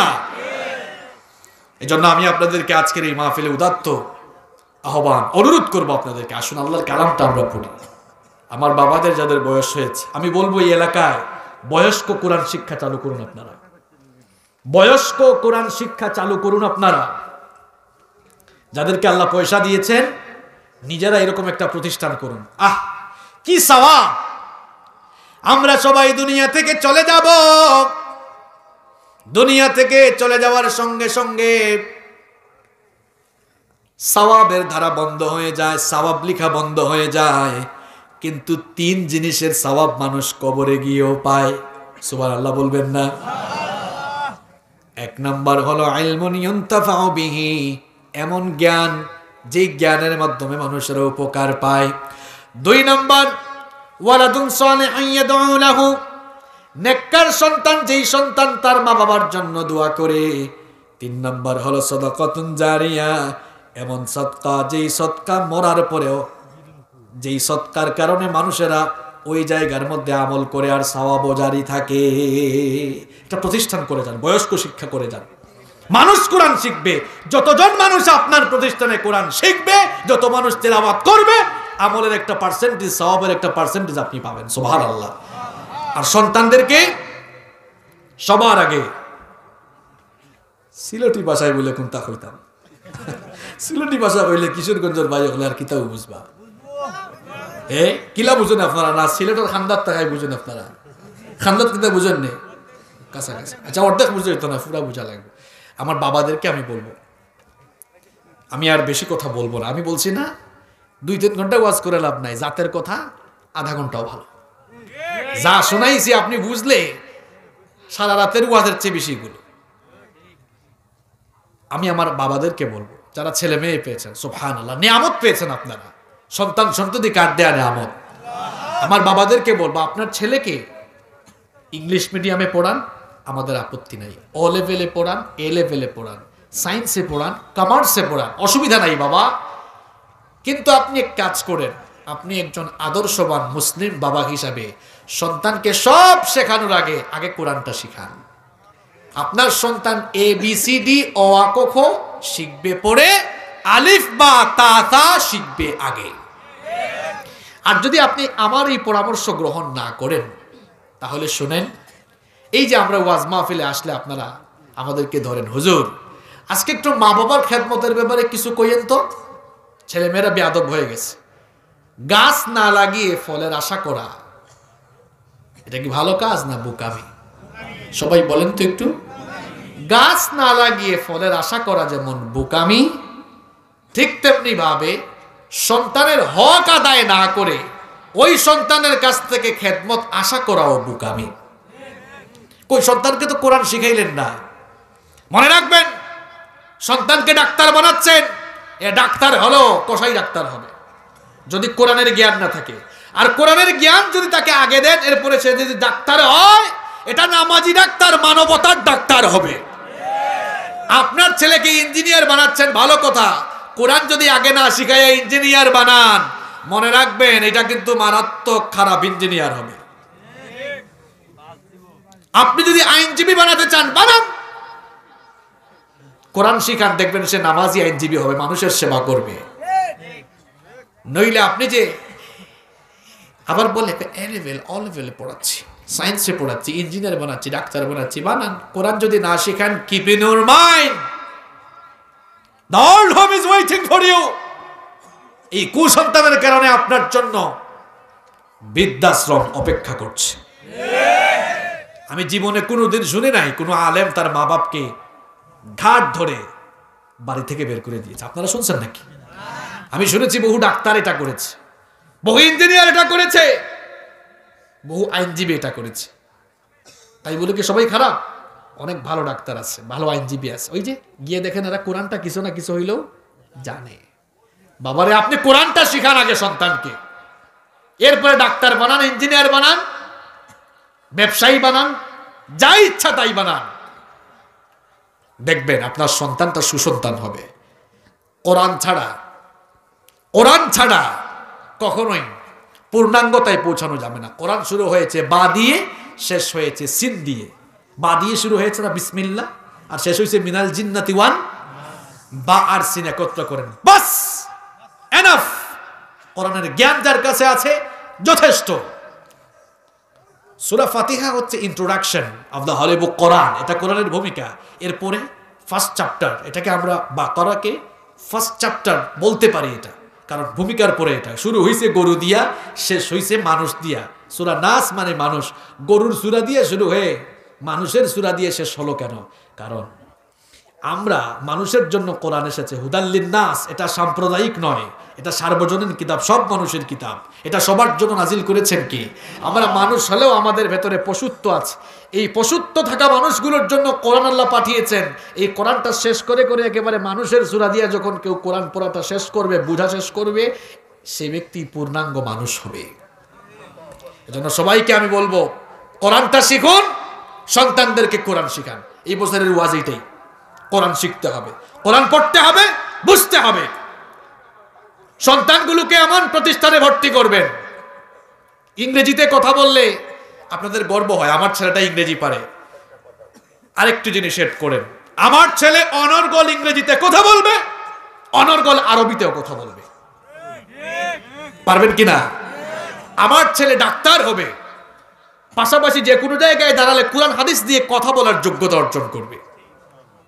এইরকম সন্তান, সোনার সন্তান বানান। এইরকম সন্তান যদি বানিয়ে যেতে পারেন, বাবারে কবরে গিয়ে আরামে থাকবেন। সন্তানগুলো কবরের পাশে যাবে, অথবা যখনই নামাজ পড়ে হাত তুলবে, দোয়া করবে, রব্বির হামহুমা কামা রব্বায়ানি সগীরা, রব্বির হামহুমা কামা রব্বায়ানি সগীরা। সন্তানগুলোকে চক্ষু শীতলকারী সন্তান বানান। আল্লাহ তাআলা যেন আমাদের সবাইকে কোরআন পড়ার, বুঝার সামর্থ্য, যোগ্যতা এবং আমাদের সন্তানদেরকেও কোরআন শেখাবার তৌফিক আমাদেরকে দান করেন, আমরা বলি আমিন। আপনারা কেমন ভদ্র মানুষ, এর প্রমাণ আপনারা দিয়েছেন। মনে থাকবে আপনাদের কথা আমার। এত ভালো মানুষ আপনারা, সরাসরি প্রশংসা করা নিষেধ আছে, তাও বলতে হচ্ছে। একটা মানুষও কথা বলেন নাই আপনারা। এত সুন্দর পরিবেশ আপনাদের, নীরবে বসে বসে কোরআন শুনলেন, আমার মনটা ভরে গেছে, আলহামদুলিল্লাহ। আমি চাইবো কয়েকটা মিনিট আপনারা বসেন, আমাকে মোনাজাত করতে দেন, মোনাজাতটা করে যাব। আমি গুনাহগার হতে পারি, কিন্তু মুসাফিরের দোয়া কবুল হতে পারে। চেয়ারম্যান সাহেব এসছেন, তিনি আপনাদের জনপ্রতিনিধি, তিনি আপনাদের সকলের পরিচিত মানুষ। আপনাদের উদ্দেশ্যে সংক্ষিপ্ত কিছু কথা বলবেন, এরপরে মোনাজাতটা করে আমরা একসাথে বাড়িতে যাব। ফজরের নামাজটা আপনারা কাজা করবেন না পড়বেন সবাই? বাবারা, ভাইরা, কথা দিলেন তো আপনারা? ঠিক আছে, চেয়ারম্যান সাহেব কথা বলবেন। এই ভদ্রতা, এই যে এই ভাই উঠলেন কেন? এত প্রশংসা করলাম আপনাদের। বসেন আপনারা, 12টা পর্যন্ত চালাইলে তো নামাজ মিস হবে অনেকে।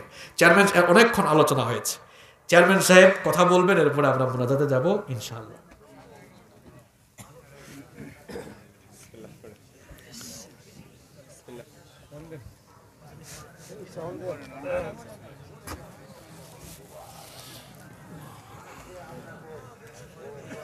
অপারেটর পারলাস চিরতরে বন্ধ হবে তোমারি নিঃশ্বাস, চোখের পলকে তুমি হতে পারো লাশ, চিরতরে বন্ধ হবে তোমারি নিঃশ্বাস, হবে এলান তোমারি নাম মসজিদের মাইকে, বাড়িওয়ালা নাই রে বাড়ি নাই রে দুনিয়াতে, বাড়িওয়ালা নাই রে বাড়ি নাই রে দুনিয়াতে, বাড়িওয়ালা নাই রে বাড়ি নাই রে দুনিয়াতে, বাড়িওয়ালা নাই রে বাড়ি নাই রে দুনিয়াতে। তোমার ভয়ে থাকতো মানুষ ছিল বাহাদুরি, ভাবনি হাওয়ায় ওরা তুমি যে রঙিন ঘড়ি, তোমার ভয়ে থাকতো মানুষ ছিল বাহাদুরি, ভাবনি হাওয়ায় ওরা তুমি যে রঙিন ঘড়ি, সুতোয় টান দিলে মালিক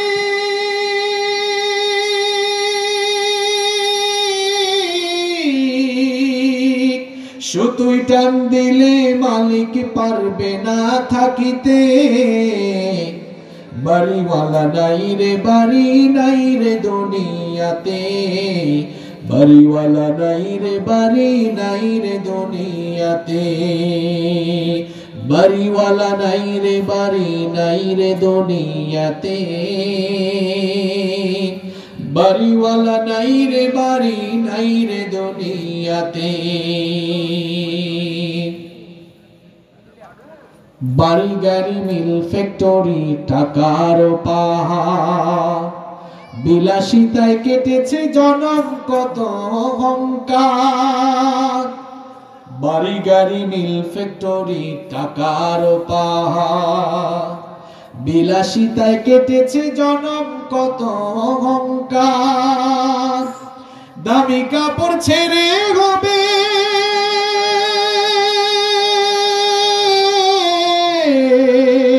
দামি কাপড় ছেড়ে হবে সাদা কাফন পরিতে, বাড়িওয়ালা নাই রে বাড়ি নাই রে দুনিয়াতে, বাড়িওয়ালা নাই রে বাড়ি নাই রে দুনিয়াতে, বাড়িওয়ালা নাই রে বাড়ি নাই রে দুনিয়াতে, বাড়িওয়ালা নাই রে বাড়ি নাই রে দুনিয়াতে। যাদের সাথে চলতে তুমি থাকতে দিবা নিশি, জানা যায় শরীক হবে তোমার প্রতিবেশী, যাদের সাথে চলতে তুমি থাকতে দিবা নিশি, জানা যায় শরীক হবে তোমার প্রতিবেশী, স্বজনেরা নিয়ে যাবে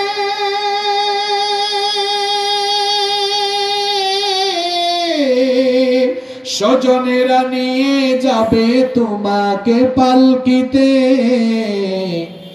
বাড়িওয়ালা নাই রে বাড়ি নাই রে দুনিয়াতে, বাড়িওয়ালা নাই রে বাড়ি নাই রে দুনিয়াতে, বাড়িওয়ালা নাই রে বাড়ি নাই রে দুনিয়াতে, বাড়িওয়ালা নাই রে বাড়ি নাই রে দুনিয়াতে। চোখের পলকে তুমি হতে পারো লাশ, চিরতরে বন্ধ হবে তোমার নিঃশ্বাস, হবে এলান তোমার নাম মসজিদের মাইকে, বাড়িওয়ালা নাই রে বাড়ি নাই রে দুনিয়াতে, বাড়িওয়ালা নাই রে বাড়ি নাই রে দুনিয়াতে, বাড়িওয়ালা নাই রে বাড়ি নাই রে দুনিয়াতে, বাড়িওয়ালা নাই রে বাড়ি নাই রে দুনিয়াতে। বাড়ি থাকবে, বাড়িওয়ালা থাকবে না। মোনাজাতের আগে 1 মিনিটের সংক্ষেপে একটা কথা বলছি। আপনার দাদার নাম আপনি জানেন, আপনার দাদার বাবার নাম এখানে অনেকে জানেন না। আমি আমার দাদার বাবার নাম জানি না, হয়তো আপনারা জানেন অনেকে। আমি যদি বলি দাদার দাদার দাদার নাম কি, একজনও হয়তো বলতে পারবেন না। বলবেন হুজুর মোনাজাতের আগে এই কথা কেন বললেন? কারণ হলো এই যে আপনি নামাজ ছেড়ে দিয়ে হালাল ছেড়ে হারাম খরিতে জীবনটাকে ভাসিয়ে দিচ্ছেন, যেই ছেলে মেয়ের জন্য এত কিছু করছেন, নেক্সট জেনারেশনের মানুষ কয়েক যুগের ব্যবধানে আপনার নামও কেউ জানবে না। আজ থেকে 150 বছর পরের জেনারেশন আপনার বংশধরা হবে, দোয়া করা দূরের কথা, এরা আপনার নামও জানবে। তার জন্য কি করছেন আপনি? সুতরাং আমি বলবো, যা আপনার কাজে লাগবে আমল, আমলগুলো ঠিক করুন। 5 ওয়াক্তের নামাজ ঠিক করুন, আল্লাহর কোরআনটা শিখুন। শুধু কোরআন শিখুন, আর কিচ্ছু লাগবে না। কোরআন শিখলে বুঝলে বাদবাকি কাজ কি করা লাগবে কোরআনই আপনাকে বলে দিবে ইনশাআল্লাহ। আল্লাহ আমাদেরকে বুঝার তৌফিক দান করেন। আল্লাহুম্মা আমিন। রব্বানা যালামনা আনফুসানা ওয়া ইল্লাম তাগফির লানা ওয়া তারহামনা লানাকুনান্না মিনাল খাসিরিন। রব্বানা ইসরিফ আন্না আযাব জাহান্নাম ইন্না আযাবাহা কানা গরামা। রব্বুল আলামিন,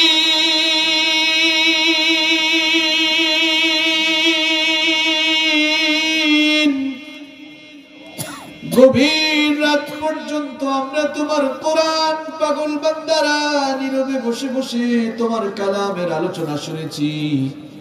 ওগো মাবুদ, গভীর এই রাতে আমরা যারা হাত তুললাম, আমরা সকলেই বড় গুনাহগার। গুনাহ করতে করতে আমরা আমাদের নিজেদের নফসটাকে কলুষিত করে দিয়েছি। পাপ করতে করতে পাপের দরিয়ায় নিমজ্জিত হয়ে অতল তলদেশে অবগাহন করেছি। মাবুদ গো, যতই আমরা গুনাহগার হই না কেন, তুমি তো বলেছো লা তাকনাতু মির রাহমাতিল্লাহ। তুমি তো বলেছো বান্দারে, গুনাহগার হয়ে গেলিও তুই আমার রহমত থেকে নিরাশ হয়ে যাস না। ওগো রব, কেবলমাত্র তোমার দয়ার আশা করে গুনার বোঝা মাথায় নিয়ে তোমার কাছে ভিক্ষুকের মতো দুখানা হাত তুলেছি গো আল্লাহ। ওগো রব, তুমি আমাদেরকে তোমার দরবার থেকে ফিরিয়ে দিও না। তুমি যদি আমাদেরকে তোমার দরবার থেকে ফিরিয়ে দাও, তাড়িয়ে দাও, আর কার কাছে যাব বলো? ওগো রব, আমরা ছাড়াও তোমার অসংখ্য গোলাম আছে, কিন্তু তুমি ছাড়া তো আমাদের আর কোনো মাবুদ নাই। তুমি আমাদেরকে তোমার দরবার থেকে তাড়িয়ে দিও না, তোমার রহমত থেকে তুমি আমাদেরকে বঞ্চিত করো না। ওগো রব, আমরা যারা হাত তুলেছি গুনার বোঝা মাথায় নিয়ে অন্ধকার কবরে গিয়ে আমরা শাস্তি পেতে চাই না। রব্বুল আলামিন, আমরা তো মাটির তৈরি মানুষ, আগুনের তৈরি জাহান্নাম আমরা সহ্য করতে পারবো না। এই জন্য আমরা দেখো ভিক্ষুকের মতো তোমার কাছে হাত তুলছি, মাবুদ গো ফিরাইয়া দিও না। আমরা গুনাহ করেছি, গুনাহের জন্য লজ্জিত হয়ে তোমার কাছে তওবা করছি, আর গুনাহ করব না। মাবুদ গো, কখন জানি আমরা দুনিয়া ছেড়ে চলে যাই, আমরা জানি না। এমনও তো হতে পারে আজকের এই মুনাজাত আমাদের কারো কারো জন্য জীবনের শেষ মুনাজাত হয়ে যেতে পারে, আর কোনদিন আমরা হাত তোলার সুযোগ নাও পেতে পারি।